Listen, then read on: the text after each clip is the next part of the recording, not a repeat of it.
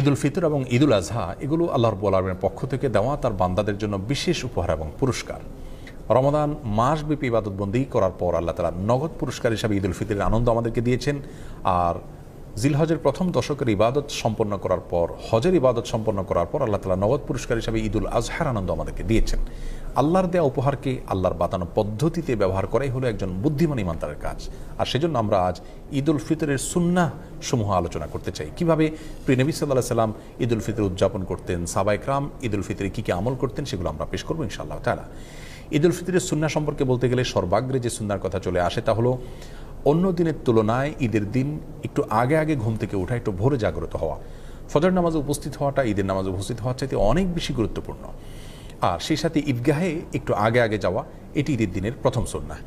দুঃখজনক হলেও সত্য যে আমাদের সমাজে বরং উল্টা চিত্র দেখা যায়।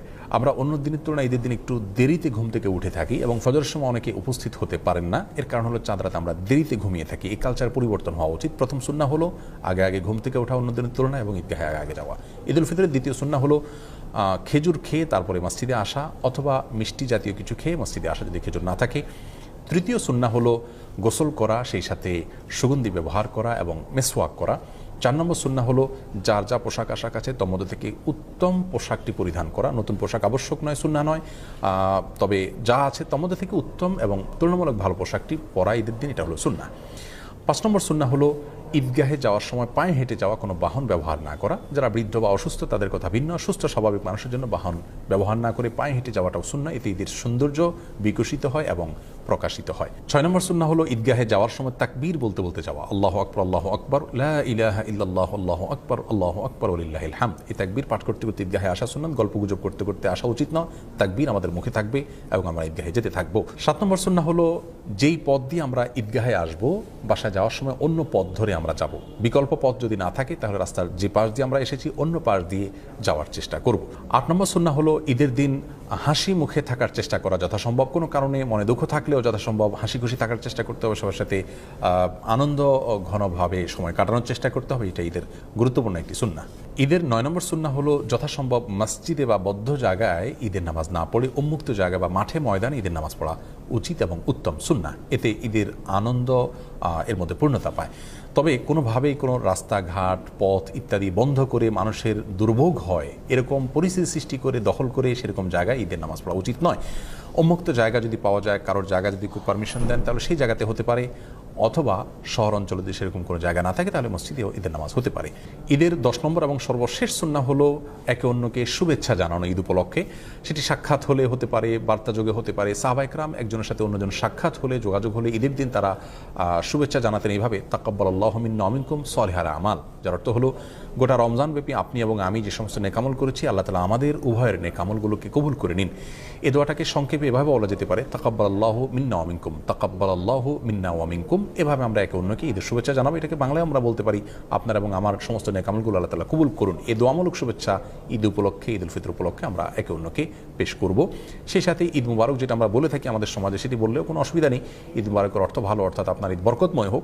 কিন্তু সুন্নাহ হলো সেটি যেটি সাহাবায়ে কেরাম থেকে বর্ণিত হয়েছে। আমরা দুটিকে সংযোগ করে বলতে পারি, কোনো অসুবিধা নেই।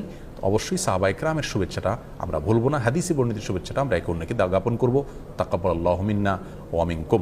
কিছু কাজকে ঈদের সুন্নাহ আমরা মনে করি, অথচ সেগুলো ঈদের সুন্নাহ নয়। যেমন অনেকে মনে করেন ঈদের দিন কবর জিয়ারত করা সুন্নাহ। হ্যাঁ, ঈদের দিন যদি কারো সুযোগ হয় তিনি অবশ্যই মা বাবা কবর জিয়ারত করবেন, কোনো অসুবিধা নেই, ভালো। কিন্তু এটাকে ঈদের সুন্নাহ মনে করে করবেন না। অনেকেই ঈদগাহে ঈদের নামাজের পরে কাঁধে কাঁধ মেলানোটাকে সুন্নত মনে করেন, সেটিও ভুল ধারণা। অনেকদিন পরে কারোর সাথে সাক্ষাৎ হয়েছে, সম্প্রীতি বা ভালোবাসা প্রকাশের জন্য আপনি কাঁধে কাঁধ মেলালেন, সেটি করা যেতে পারে, কিন্তু ঈদের সুন্নাহ মনে করে সেটি করা উচিত হবে না। সেই সাথে অনেকে মনে করেন যে ঈদের দিন নতুন পোশাক পরা সুন্নাহ, সেটিও ভুল ধারণা। যা আছে তোমাদের থেকে উত্তম পোশাকটা পরা সুন্নাহ, কিন্তু নতুন পোশাক হতে হবে এমনটি মোটেও আবশ্যক নয়। ঈদ উপলক্ষে অনেকে অনেক বেশি পাপের কাজে নিমজ্জিত হয়ে যান। বিশেষ করে যুব সমাজকে দেখা যায় যে ব্যান্ড পার্টি, বিভিন্ন রকমের মিউজিক অনুষ্ঠান ইত্যাদির মাধ্যমে তারা ঈদ পালন করে থাকেন। অনেক মা বোন আছেন যারা গোটা রমজান জুড়ে আল্লাহর ইবাদতবন্দি করেছেন, অথচ ঈদের সময় তারা পর্দার বিধানকে লঙ্ঘন করে তারা বিভিন্ন গায়রে মাহরাম ছেলেদের সাথে মিশছেন এবং বাহিরে তারা বিনা প্রয়োজনে ঘোরাফেরা করছেন। এই অসুস্থ সংস্কৃতি থেকে আমাদের বের হয়ে আসা উচিত।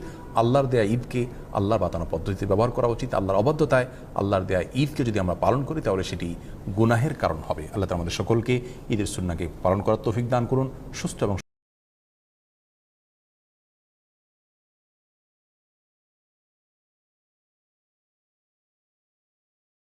ইসরাত রহমান তানিশা লিখেছেন, পাত্রপক্ষ দেখতে আসলে পর্দা রক্ষা করে কিভাবে তার সামনে যাব। বিয়েতে বরযাত্রী খাওয়ানো আমাদের সমাজে প্রচলিত, এর শরীআই বিধান কি? সম্প্রতি এক ইসলামী দলের নেতা পূজা মণ্ডপ পরিদর্শনে গিয়ে বলেছেন, আমি ইসলামী আদর্শের লোক হলেও আমার মধ্যে একজন ভালো হিন্দু ব্রাহ্মণ বাস করে। অনিকা আক্তার তমা আপনি লিখেছেন, আমার দ্বিতীয় বিয়ে হয়েছে কিন্তু আমি ইদ্যত পালন করিনি, তবে আমার তালাক হবার 5 মাস আগে আমি বাবার বাড়ি চলে আসি। এই আমার সাথে কোনো শারীরিক মেলামেশাও হয়নি। আমার প্রশ্ন হলো, আমার দ্বিতীয় বিয়ে সঠিক হয়েছে কি না? স্বামীকে নামাজের পথে আনতে স্ত্রী হিসেবে আমার করণীয় কি? পরপর 2 বছর অন্তঃসত্ত্বা হওয়ায় চট্টগ্রামের একটি নার্সিং কলেজের অধ্যক্ষকে চাকরিচ্যুত করা হয়েছে। অন্তঃসত্ত্বা হওয়ায় চাকরিচ্যুত করাকে কিভাবে দেখছেন? বিষয়টা ধর্মীয় বিনিময় লাভ করবেন ইনশাআল্লাহ তাআলা। ইসরাত রহমান তানিশা লিখেছেন, পাত্রপক্ষ দেখতে আসলে পর্দা রক্ষা করে কিভাবে তার সামনে যাব। পাত্রপক্ষের পাত্র এবং পাত্রের মা বোন অর্থাৎ মহিলা এরকম কেউ যদি থাকে, তাদের সামনে আপনি স্বাভাবিকভাবে আপনার মুখমণ্ডল এবং 2 হাত এবং 2 পায়ের পাতা খোলা রেখে যাবেন এবং এমত অবস্থা তাদের সাথে কথাবার্তা বলবেন। এর বাইরে পাত্রপক্ষের যদি কোনো অন্য পুরুষ থাকে, অর্থাৎ পাত্রের বাবা, তার দুলা ভাই, মামা ইত্যাদি বন্ধুবান্ধব, তাহলে সেক্ষেত্রে তাদের সামনে আপনি মুখমণ্ডল, হাত ইত্যাদি খুলে যাবেন না। এবং এক্ষেত্রে আপনি তাদেরকে বিনয়ের সাথে আপনার যে সীমাবদ্ধতার জায়গা, শরিয়া যে আপনাকে অ্যালাউ করে না পাত্র ছাড়া পাত্রপক্ষের অন্য কোনো পুরুষের সামনে যেতে, সেটি আপনি তাদেরকে বিনয়ের সাথে তুলে ধরার চেষ্টা করবেন। এতে বরযাত্রী খাওয়ানো আমাদের সমাজে প্রচলিত, এর শরীআই বিধান কি? বরযাত্রা নিয়ে আমরা এর আগে বিভিন্ন প্রশ্নের উত্তরে বিভিন্ন সময় বলার চেষ্টা করেছি। বিবাহকে কেন্দ্র করে শরিয়া একটি খাবারের অনুষ্ঠানকে অ্যালাউ করেছে, সেটা হলো ওলিমার অনুষ্ঠান। ওলিমার অনুষ্ঠানটা হলো বিবাহ কেন্দ্রিক একমাত্র বিধিবদ্ধ বা শরীআই অনুষ্ঠান।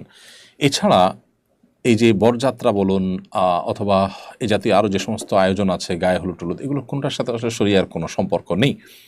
এগুলোতে যদি অন্যের প্রতি জুলুমের ব্যাপার থাকে, যেমন বরযাত্রী খাওয়ার যে কালচার, এই কালচারটি সমাজে প্রতিষ্ঠিত হওয়ার ফলে যারা ধনী তারা হয়তো সন্তুষ্ট চিত্তে খাওয়ান, খুশি মনে খাওয়ান পাত্রপক্ষকে, কিন্তু যারা গরিব মানুষ, ওই ধনী মানুষদের এই কালচারকে ডেভেলপ করার, প্রতিষ্ঠিত করার কারণে তারাও অর্থাৎ গরিব মানুষরাও নিরুপায় হয়ে এখানে অর্থ ব্যয় করতে হয়, লোন করে করতে হয়, এটা তাদের উপরে চাপ হয়।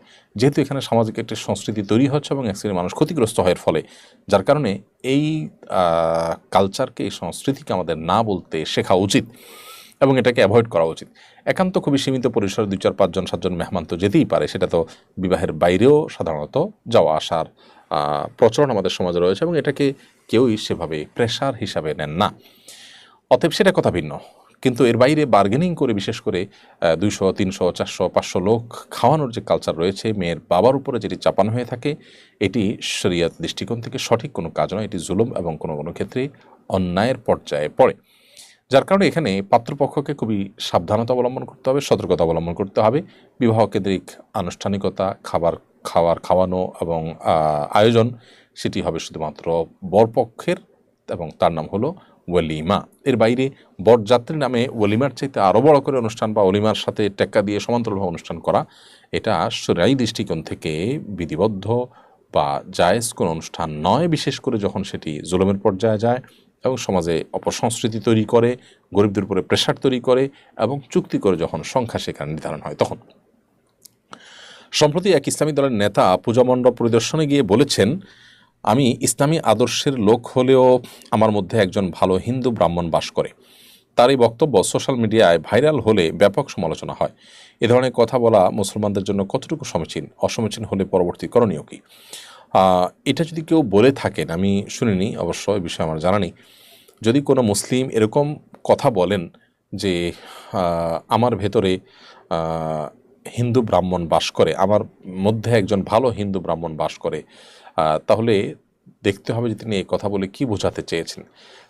তার মধ্যেই হিন্দু ব্রাহ্মণ্য বাদ আছে বা তিনি ধারণ করেন, লালন করেন, এরকম যদি হয়, তাহলে সেক্ষেত্রে সেটি তো ঈমান হরণকারী বিষয় হবে। যদি অন্য কোনো ব্যাখ্যা থাকে যে ব্যাখ্যাটা ঈমান হরণকারী না, বা এর বাইরে ভিন্ন কোনো ব্যাখ্যা যদি থাকে তার কাছে যেটা গ্রহণযোগ্য হতে পারে, সেটি তার কাছে চাওয়া যেতে পারে। বাকি পূজা মণ্ডপে গিয়ে সাধারণত তাদের কাছে ভালো সাজার যে একটা প্রচেষ্টা আমাদের সমাজে থাকে, সেই ভালো থাকার বা ভালো সাজার প্রচেষ্টা হিসাবে সাধারণত এই ধরনের কথা মানুষ বলে থাকে। যদি সেটি হয় তাহলে সেক্ষেত্রে সেটা খুবই গর্হিত, খুবই অন্যায় এবং নাজায়েজ এবং গুনাহের একটি কথা। একজন মুসলমান কখনো এ ধরনের বিষয় এটাকে স্বাভাবিকভাবে নিতে পারেন না, বরং আল্লাহর ভয়ে তিনি এ ধরনের উক্তি থেকে বেঁচে থাকবেন যেগুলো তার ঈমানকে হরণ করতে পারে, ঈমানের জন্য ক্ষতিকর হতে পারে। এ বিষয়ে আমাদেরকে সর্বোচ্চ সতর্ক থাকতে হবে এবং সাবধান থাকতে হবে। আল্লাহ তাআলা আমাদেরকে হেফাজত করুন। মুখের কথায় কিন্তু মানুষের ঈমান চলে যায়, কারণ আমি ঈমান বিরোধী, ঈমান পরিপন্থী কোনো কিছু যদি বলি তাহলে কিন্তু আমার ঈমান থাকবে না। সো আমার ভেতরে ভালো হিন্দু ব্রাহ্মণ বসবাস করে, অর্থাৎ আমি ভেতরে হিন্দু ব্রাহ্মণকে ধারণ করি, সেটাকে সঠিক মনে করি, সেটাকে বিশ্বাস মনে করি, বিশ্বাস করি, শ্রদ্ধা করি, এরকম যদি থাকে, বা আমি আমার ভেতরে এটাকে হিন্দুত্ববাদের কোনো কিছুকে আমি ধারণ করি, বিশ্বাস করি, তার ধর্মীয় কোনো বিশ্বাসকে বা কোনো কর্মকে, তাহলে সেক্ষেত্রে আপনি মুসলমানই থাকবেন না। আল্লাহ মাফ করুক, কোনো ইসলামী দলের নেতাদের কথা কোনো সাধারণ মুসলমান যদি এই কথা বলেন সেটা গর্হিত এবং খুবই জঘন্য কথা। তবে তাকে কাফের এই কথার ভিত্তিতে ফতোয়া দেওয়ার আগে তার ব্যাখ্যা নিতে হবে এবং সংশ্লিষ্ট ওলামা একরাম যারা তার ব্যাপারে ফতোয়া জারি করবেন তারা তার কথা ব্যাখ্যা আমলে নিয়ে তারপরে তাকে ভুল কিছু বলে থাকলে তওবার আহ্বান করবেন, তিনি না জেনে করে থাকতে পারেন, তারপরে চূড়ান্তভাবে তাকে কাফের ফতোয়া দেওয়া যাবে। কিন্তু আমরা আজকাল অনেকেই নিজের মতো করে কাফের ফতোয়া দিতে শুরু করি, যদিও এই কথা বাহ্যিক দৃষ্টিকোণ থেকে ভালো অর্থে বলার সম্ভাবনা খুবই ক্ষীণ। তারপরও আমরা তার ব্যাপারে তার ঈমান নিয়ে কমেন্টস করা থেকে বিরত থাকলাম। আনিকা আক্তার তমা আপনি লিখেছেন, আমার দ্বিতীয় বিয়ে হয়েছে কিন্তু আমি ইদ্যত পালন করিনি। তবে আমার তালাক হবার 5 মাস আগে আমি বাবার বাড়ি চলে আসি। এই 5 মাসে প্রথম স্বামীর সাথে কোনো এই 5 মাসে স্বামীর সাথে কোনো শারীরিক মেলামেশাও হয়নি। আমার প্রশ্ন হলো, আমার দ্বিতীয় বিয়ে সঠিক হয়েছে কি না?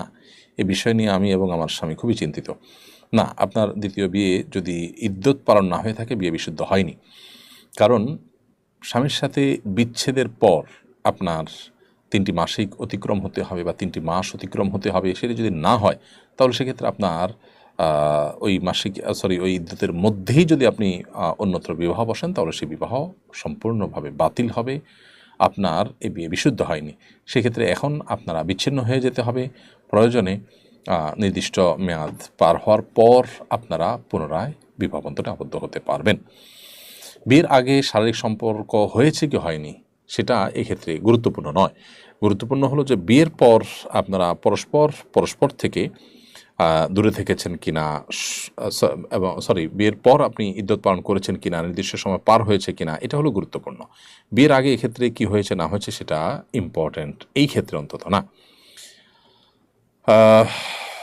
এরপরে প্রশ্ন করেছেন শাইলা ফারজানা, আপনি লিখেছেন, স্বামীকে নামাজের পথে আনতে স্ত্রী হিসাবে আমার করণীয় কি? স্বামীকে নামাজের পথে আনার জন্য কাউন্সেলিং করবেন, বোঝাবেন। অন্যান্য বড় বড় ওলামা একরাম এবং স্কলারদের বক্তব্য, লেখনী, বই পুস্তক, আর্টিকেল এগুলো তাকে সরবরাহ করবেন, তাকে পড়াবেন এবং যার প্রভাব তার উপরে আছে এরকম ব্যক্তিদেরকে দিয়ে তাকে বোঝাবেন এবং তাদের সান্নিধ্যে তাদের সংস্রবে নিয়ে যাওয়ার চেষ্টা করবেন এবং সর্বোপরি আল্লাহ তাআলার কাছে আপনি দোয়া অব্যাহত রাখবেন এবং নামাজি এবং ভালো সোসাইটি এবং পরিবেশের মধ্যে তাকে নেওয়ার এবং তাদের সাথে উঠা বসা করার সুযোগ করে দিবেন। এই বিষয়গুলো সাধারণত মানুষকে পরিবর্তন হতে